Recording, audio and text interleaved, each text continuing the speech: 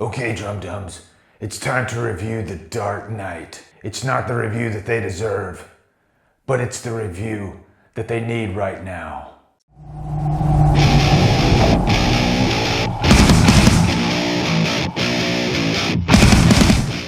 The Dark Knight stars Christian Bale, Morgan Freeman, Michael Caine, Heath Ledger, and is directed by Christopher Nolan. So how do you review a movie that is just so impactful like The Dark Knight, that is such a cultural phenomenon like The Dark Knight? A movie that has been studied over and over again like The Dark Knight.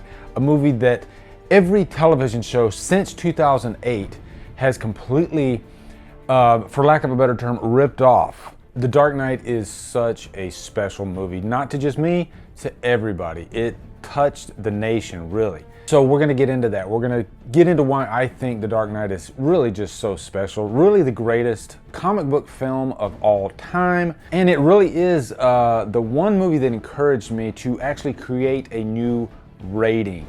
We will get into that. But first off, like my Batman Begins review, my good friend Bryan Lomax, who is a massive Batman fan, he is going to talk about the second overarching theme for the Dark Knight trilogy. And for the Dark Knight, it is chaos. So I'm going to turn it over to Bryan Lomax. Tell him about chaos. Hello, my name's Bryan Lomax, and I'm back with you to talk just a little bit about the second film in Christopher Nolan's Dark Knight trilogy, my favourite set of movies of all time.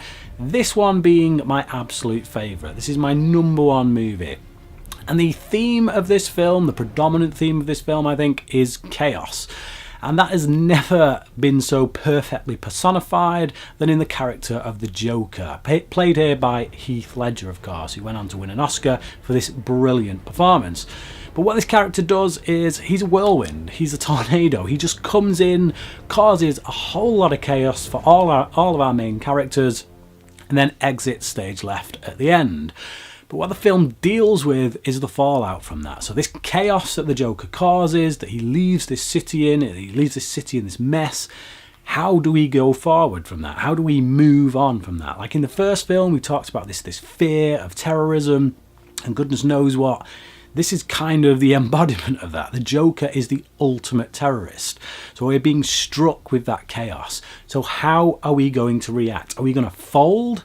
Or are we going to stand up to it? Are we going to do what is necessary to defeat or to combat this chaotic kind of force? Now we see in the character of Harvey Dent that he folds. He, quite rightly, I'm sure many of us in his position would. But Batman doesn't. He takes one for the team. He takes it on the nose, in fact. He takes the blame for the chaos that resulted from the Joker, but ended in Harvey Dent, Two-Face. He takes the blame for Two-Face's crimes. Now I would like to go into this a lot deeper, but I promised Lee I'd only be here for 2 minutes. So there you go, there's my thoughts on The Dark Knight. Lee, thank you once again for having me on. Over to you, mate. Okay, thank you so much, Bryan. Now let's get into The Dark Knight. And I think what I'm gonna do is I'm gonna start off with that opening scene, because that is a really important scene. Right away, you don't hear any music. You see the Warner Brothers logo, and slowly the Joker's theme just starts to fade in. And really this just sets the tone of this movie. This isn't gonna be like Batman Begins. We are dealing with a villain that is on the next level. A villain that really just wants to watch the world burn. He has no motive, really. He is completely insane. And that theme is so perfect. It's chilling. And Hans Zimmer could not have done a better job with creating a theme for the Joker, which sounds really simple, by the way, but so effective. But the camera, it focuses in on Gotham City in the broad daylight. Quickly we realize we are in the middle of a bank robbery. And so right off the bat, this does not feel like a superhero movie. This feels like a bank heist movie, and a damn good one at that. You are completely immersed in this scene. And what I love is all these criminals, they are really willing to eat each other for greed, for money. It's just really genius how the Joker, he orchestrates this whole plan to make all the criminals turn on each other. So eventually at the end of the scene, he's the last man standing.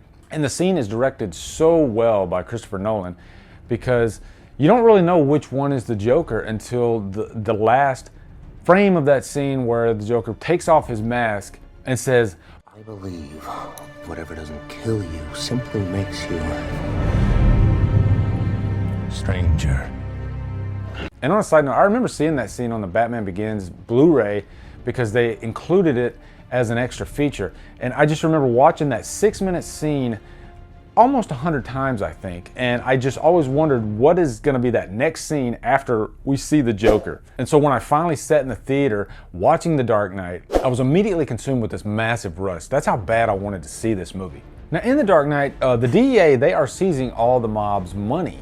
And so they're kind of in a corner, and the Joker comes in and he tells the mob, hey, if we want to get rid of this problem, we have to kill the Batman. And really that is where the Joker comes into play. From that moment, the Joker is 1 or 2 steps ahead of everybody, including the mob. He has everyone under his thumb and he knows exactly what his next play is gonna be, which is ironic because later he says, do I look like a guy with a plan?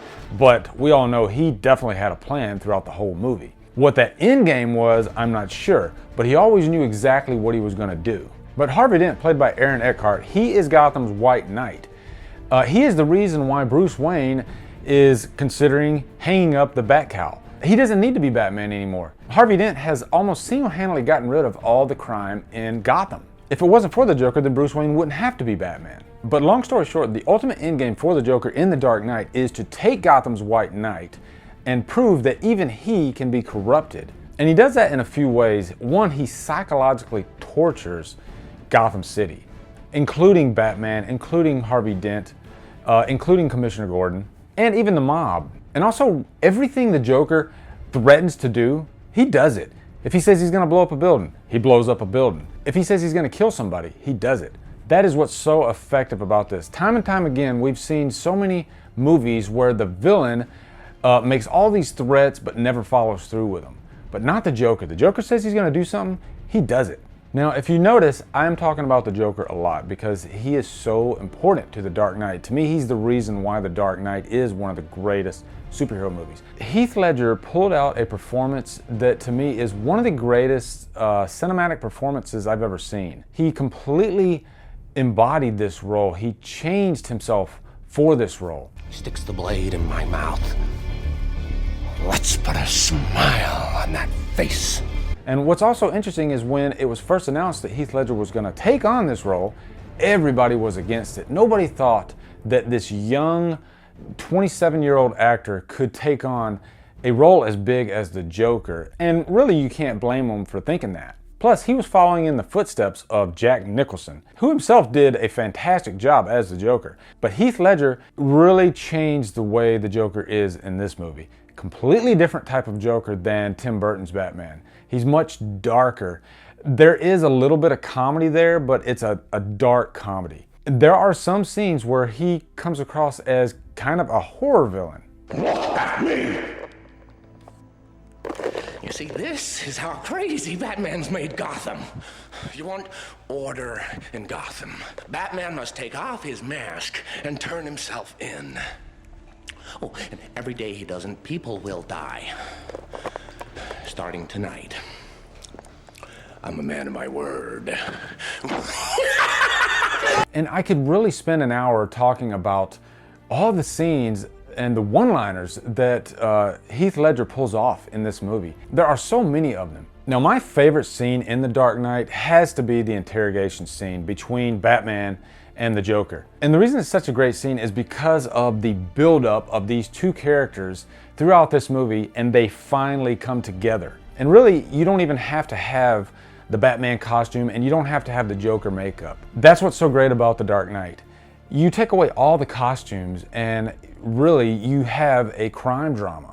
The costumes really just add a sense of panache to it. But again, you don't need it. These aren't people with superheroes. These are real people. I mean, there is a sense of hyper-reality there, but still, all the events that happen in this movie, they all are grounded. Now, lastly, I want to talk about the end of this movie, and ultimately, this is the cherry on top. This is what really makes The Dark Knight the greatest, and that is it has that emotional punch. It is heartbreaking at the end. Batman has to be the fall guy in order to save Gotham. The Joker orchestrated this whole plan, and in the end, Gotham's White Knight becomes Two-Face. The Joker causes Two-Face to actually commit murder.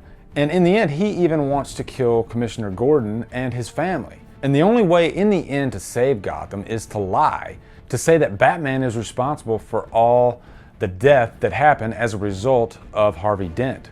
And just thinking about that last line, when Commissioner Gordon gives that final narration, it sends chill bumps down my spine. He's a silent guardian, a watchful protector,